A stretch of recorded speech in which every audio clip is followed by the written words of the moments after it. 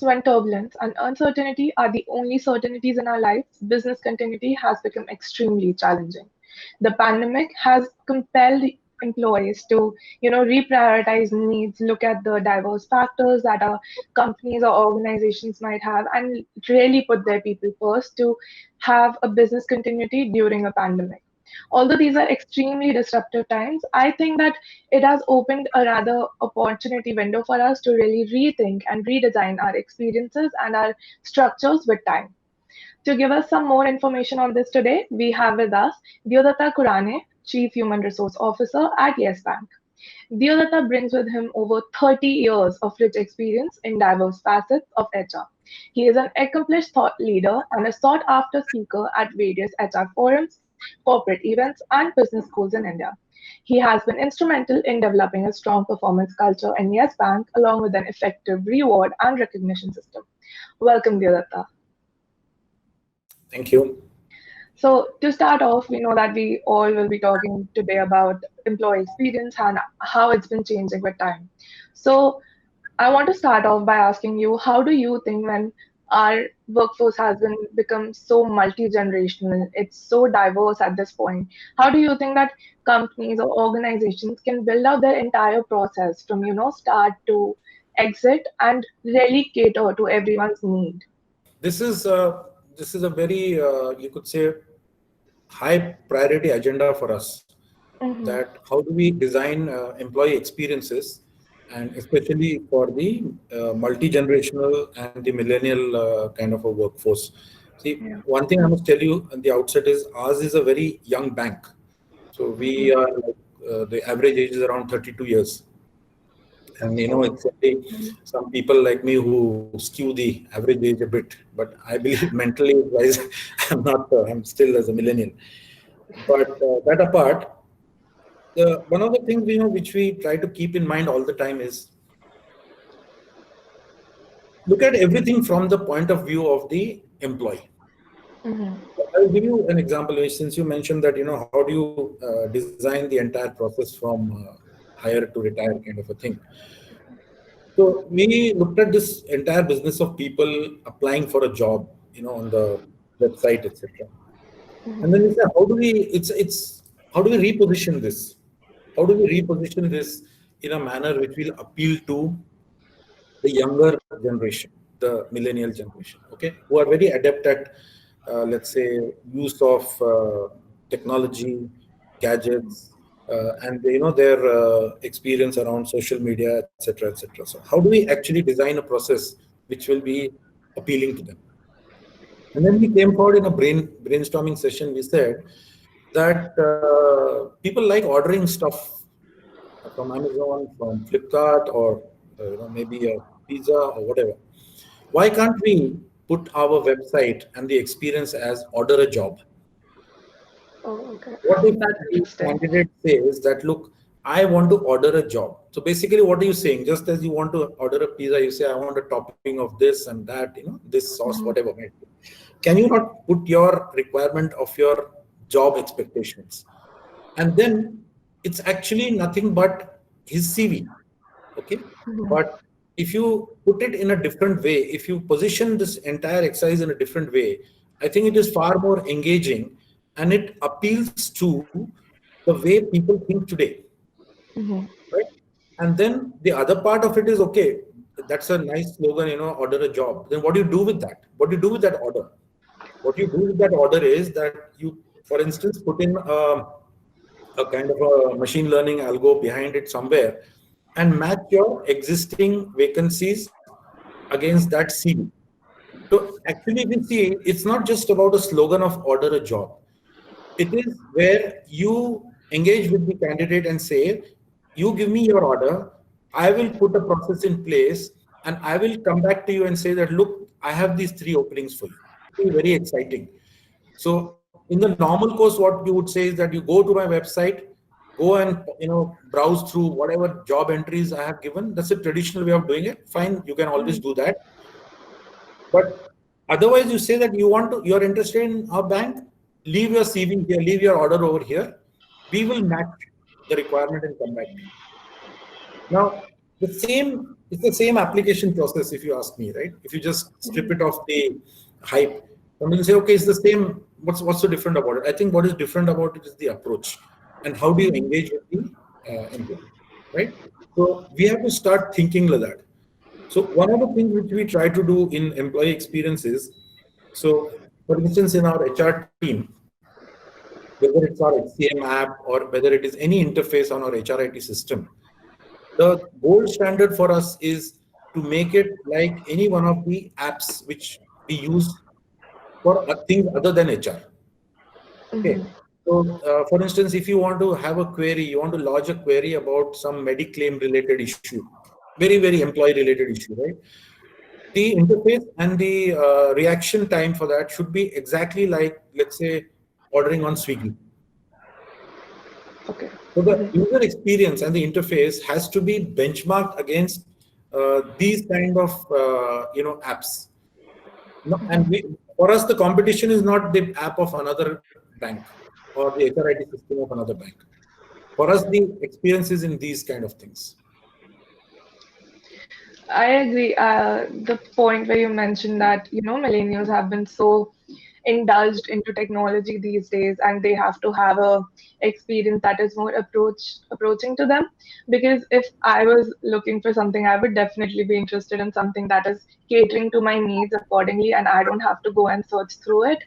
So that is definitely appealing. So now that we are talking about technology, so when the pandemic hit us, uh, we were compelled to switch to technology, and there was some resistance in companies, obviously. But then now that we have gotten time to become used to it, we have gotten time to be more accustomed to it.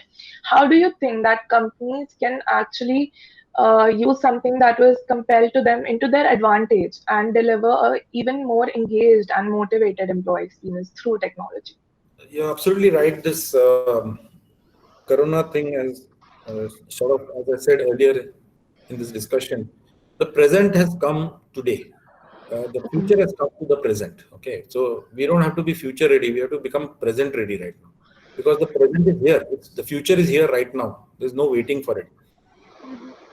And we found that employees, and it's actually a win-win situation. If you ask me, one of the most important things which organizations learned in this journey, and I'm not talking about IT systems and all, I'll come to that in a bit. The most important thing, if you ask me, is that this system works on trust. Entire focus, and when we talk to our employees, engaged with them, in the new work norms, one of the important messages we hear from them, and we try to help them to work that way, is that the traditional workplace, the control was always in the hand of the supervisor. Now here, the remote control is in your own hands. The supervisor is not sitting in your home, right? That's true. Yeah. That has got certain limitations, because when you need guidance, when you need help, you need the company of your fellow co-workers. All those things you miss, and those can be made up in a different way. I will come to that. But if you ask me, the biggest change in thought process in organizations was that you have to learn to trust your employee, right? And in the initial stages, people said people will be slacking off this, that, and the other. But in our bank also, we have not found that. We found that our employees have responded very positively, very responsibly. And even though it's a bank, there are very confidential bits of data, customer data. All those things our employees have understood. So I think it's all about, if you trust people, if you design work systems around it, people come forward and resonate to that. Whereas if you start with a system of distrust, then you have a problem. So let me tell you, we have to train our supervisors also. There are many supervisors who are very control oriented. In the workplace, they are very comfortable because they can see so many heads sitting, people are doing something. Here, people are sitting in their home, it goes against his or her grain, in many people. Yeah. So they get very uncomfortable. How do I know that they are doing their job? Right? You trust the people. I mean, at the end of the day, people join organizations to increase their professional knowledge and experience. Right? Most of us don't do to slack off, isn't it? Yeah, that's so I true. think that's the biggest learning which we have seen. We were talking about how it's been, to trust your employees, how time has been changing, and people might want to see how they're working.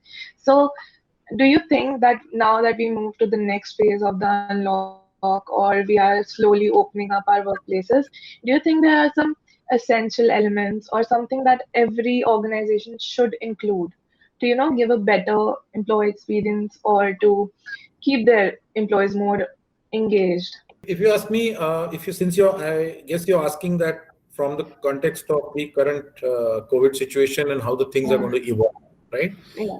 Well, I think one of the things which is going to happen is there were many organizations who perhaps never believed that a work from home would ever be possible in their setup.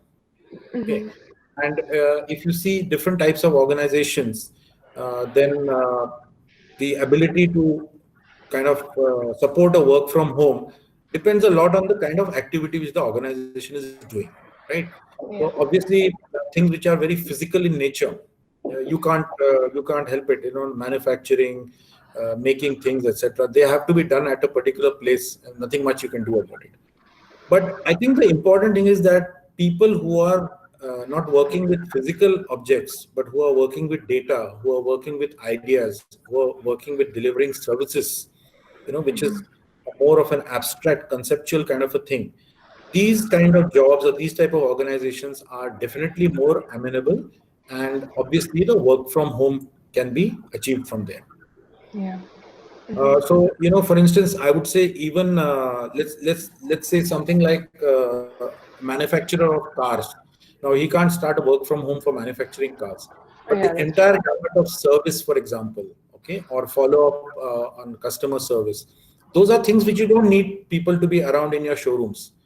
So even physically oriented kind of workplaces, they can have parts of it which will become work from home. And obviously, as I see it, the advantages of this work from home for both the organization as well as the employee, some of the advantages have become so obvious. You know, one is in terms of the work-life balance. Well, let's say in a true. city like Mumbai, significant saving in travel time, significant saving in energy. Yeah. I think these are the things which perhaps are going to make work from home as a permanent fixture. In fact, even as we speak in our bank, we are trying to see which are those processes which we can kind of convert to work from home on a more sustainable basis and have employees come, you know, in rotation whenever they are required to be there. For some things, people still do need to come to the workplace. So, how to make it a blend of work from home and work from office? That's the aim, I think, which many organizations would try for. Yeah, I feel like work from home has definitely saved us a lot of transportation energy, even in busy cities like, Delhi and Mumbai. It does have. So that was it from my side today. Is there anything you would like to add? No, I think as I mentioned to you, for us, employee experience and employee interface in terms of whatever they do, it's one of the things which is very high on our agenda while Mhm. designing any even a technology process or even a normal engagement process. So one of the most important things is that we have to make sure that the employee is very comfortable in doing whatever that interaction is. It should become very intuitive. It should become very easy. So, you know, I'll give you an example. We said that, look, one of the most popular things, you know, is people like to go and watch YouTube videos. Yeah. Now, what is it that motivates people to go and watch a particular type of a video? Then the answer to that is very simple. It's your interest. Okay, Yeah, true. it's also your need. So and there's a slight difference in the two. So for instance, you know, if I'm interested in music of a certain type, then that's my interest which takes me to that kind of genre of music, and I'll go and see more videos of, you know, maybe on YouTube or some other kind of a thing. But need is also very important. And in lockdown, let me tell you, many of us who were forced to do cooking, and I, for one, can tell you, I found YouTube a very important source of knowledge of how to cook. Yeah, I Right? can do it. So then we said, look, why can't we have YouTube-like videos, and we actually call it AceTube, where we have short videos which are meant to actually help employees, and they say, okay, I have a problem with this particular process. I need help with understanding this particular product issue. They can go onto the e-learning platform and search and actually get a small video which is 2 minutes, 3 minutes, maybe 5 minutes, and it doesn't give a big course. Those are separate type of videos, and he or she can actually get information as you need it. Right? Information feed as you need, and it's very topical. And if people can get that kind of information, automatically it adapts to the exact learning style which people today like. You don't want something thrust in your face. You say that, look, when I need it, I should be able to access it. Yeah, true. So why should learning and development in an organization be different? It should also be modeled on the same lines. In fact, we have gone to the extent where the creators of those videos, who are the content team of our R&D setup, we have told them that your progress or your performance will be actually on the number of likes which employees give to your videos. Oh, that's very interesting. So if that's the way it works, right? Today, appraisal on the YouTube or any social media is instant. It's very simple, whether you have this or you have this. 1 minute appraisal ho gaya, right? So can we get some of this feedback mechanism? I think it's about the feedback which is really very important. And employees, if they have systems where they can reach out when they need to.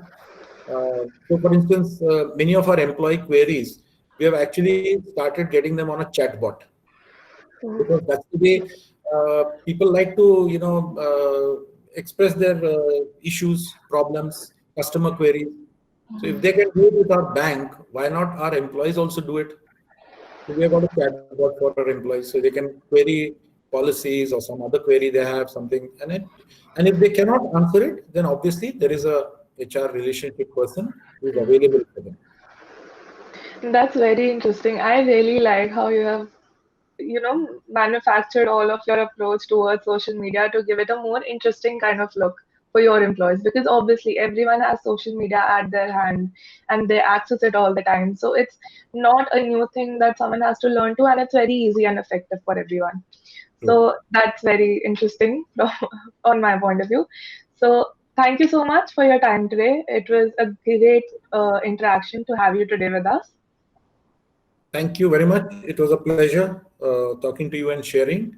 All the best. Thank you, sir.